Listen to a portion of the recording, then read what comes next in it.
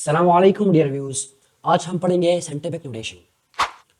Scientific notation, अगर हम किसी नंबर को स्टैंडर्ड फॉर्म में लिख दें तो इसको हम साइंटिफिक नोटेशन कहते हैं। लेकिन इसमें एक शर्त है, साइंटिफिक नोटेशन तब होगा जब डेसिमल पॉइंट से लेफ्ट साइड पर नॉन जीरो डिजिट मौजूद होगा।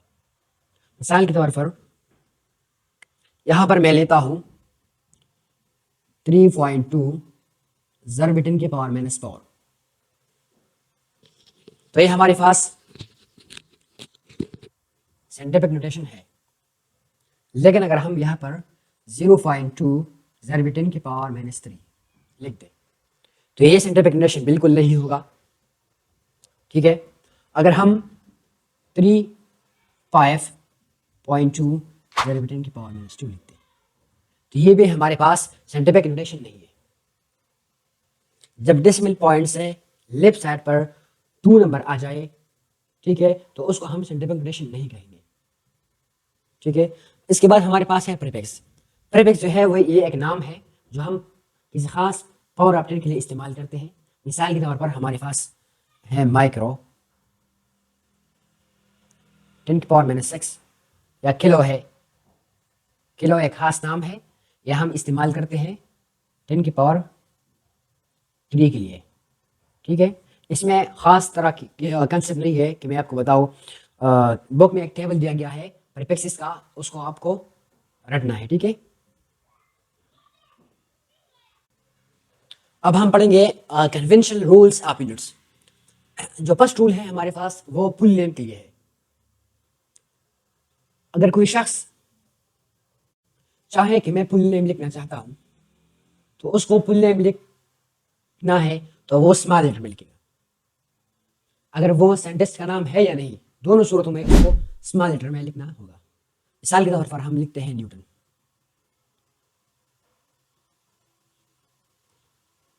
अगर आप न्यूटन को इस तरह लिखते हैं तो ये गलत है, क्योंकि न्यूटन का जो फर्स्ट लेटर है एन, ये कैपिटल लिखा गया है। अगर फुल नेम लिखना है तो स्मॉल लेटर में लिखना होगा। ठीक है, इस तरह। दूसरा रूल जो है हमारे पास वो सिंबल के लिए है। अगर सिंबल लिखना है तो उसको, अगर वो सेंटेंस का नाम है तो उसको हम कैपिटल लेटर में लिखेंगे, अगर सेंटेंस का नाम नहीं है तो उसको हम स्मॉल लेटर में लिखेंगे।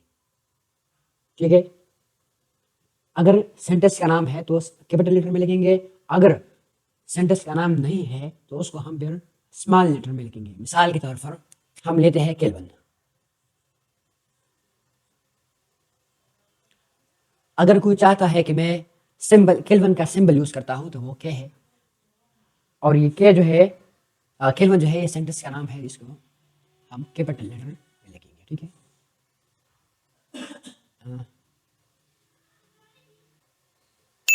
दूसरा एग्जांपल है मीटर। मीटर किसी सेंटेंस का नाम नहीं है, इसलिए इसको हम स्मॉल लेटर में लिखेंगे। तीसरा रूल है कि प्रीफिक्स और बेस यूनिट के दरमियान स्पेस नहीं होगा। मिसाल के तौर पर हम लिखते हैं सेंटीमीटर। सेंटी जो है ये प्रीफिक्स है और मीटर यूनिट है, तो इसके दरमियान स्पेस नहीं होगा।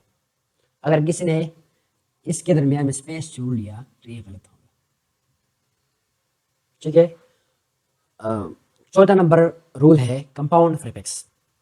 एक से ज्यादा प्रीफिक्स को यूज नहीं करनी है।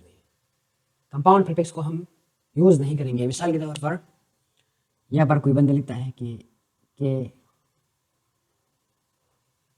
3 केल्विन मिलीमीटर, तो ये ठीक नहीं होगा, यह गलत होगा। ठीक है, कंपाउंड प्रीफिक्सेस को हम इस्तेमाल नहीं करेंगे।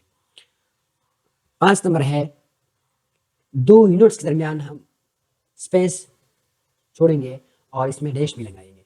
ठीक है, मिसाल के तौर पर जूल सेकंड। अगर किसी ने इस तरह लिख लिया तो ये गलत होगा। ठीक है, यूनिट्स के दरमियान हम स्पेस छोड़ेंगे और प्रीफिक्स और यूनिट्स के दरमियान हम स्पेस नहीं छोड़ेंगे। ठीक है, अगला रूल है हमारे पास पावर। अगर यूनिट बेस यूनिट के ऊपर पावर है तो हमारे पास जो प्रीफिक्स है उस पर भी पावर होगा। मिसाल के तौर पर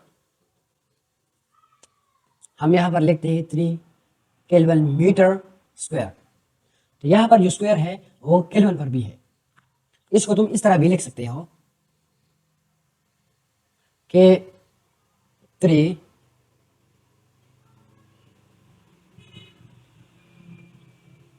स्क्वायर मीटर स्क्वायर, ठीक है। और इस तरह भी लिख सकते हो 3 10 की पावर 6 मीटर स्क्वायर, ठीक है। और इस तरह भी लिख सकते हो 3 केल्विन स्क्वायर मीटर स्क्वायर।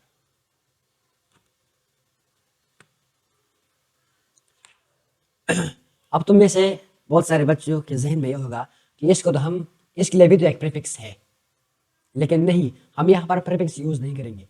क्यों? क्योंकि मिसाल के तौर पर हमने यूज कर लिया 3 माइक्रो मीटर स्क्वायर, तो हमने रूल अभी अभी पढ़ लिया कि अगर बेस यूनिट पर हमारे पास पावर होगा तो वो पावर प्रीफिक्स पर भी होगा। तो इसलिए अगर हम यहाँ पर प्रीफिक्स इस्तेमाल कर ले तो यहाँ पर दोबारा पावर आएगा, तो ये तो यहाँ से ज़्यादा हो जाएगा, जो गिवन डेटा है वो ज़्यादा हो जाएगा, तो इसलिए इसको हम इस तरह नहीं लिख सकते। अगला जो है रूल है वो ये है कि जितना डेटा है हमारे पास वो एक सिंगल सिस्टम में होगा। ऐसा नहीं होगा कि कुछ डेटा CGS सिस्टम में होगा, कुछ डेटा जो SI सिस्टम है इंटरनेशनल सिस्टम इसमें होगा, ठीक है। इस तरह नहीं है, वरना फिर आपके आंसर जो है वो गलत होगा, ठीक है। अब मॉडल के तौर पर आपको 2 MCQs देता हूँ। अगर किसी बच्चे को इन 2 MCQs का आंसर आता है तो प्लीज़ कमेंट में ज़रूर भेज देना, ठीक है।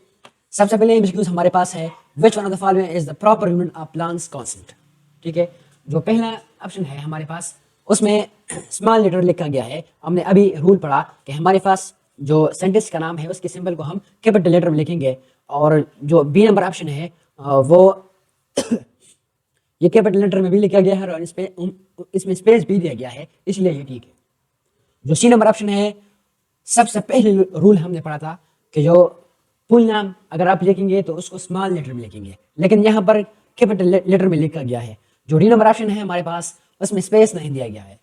हमने रूल पढ़ा था कि 2 यूनिट्स के दरमियान हमको स्पेस जरूर छोड़ना है, यहाँ पर स्पेस नहीं है, इसलिए ये गलत है। जो सेकंड नंबर MCQs है, हमने जो आखिरी रूल पढ़ा था पावर का, इसमें इसका इस्तेमाल किया गया है।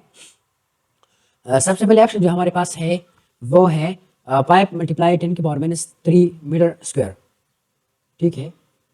यहाँ पर जो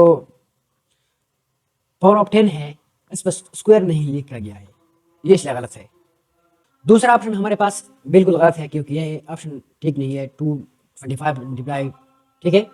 और जो तीसरा ऑप्शन है हमारे पास 5 मल्टीप्लाई ज़रबे 10 की ज़रबे -6 मीटर स्क्वायर, इसमें जो है 3 को मल्टीप्लाई किया गया है 2 से, तो मेरे ख्याल में ये ठीक है। और ये इसलिए गलत है क्योंकि यहाँ पर मैंने आपको बताया था कि हम दोबारा प्रीफिक्स को यूज़ नहीं कर सकते, और ये भी गलत हो गया।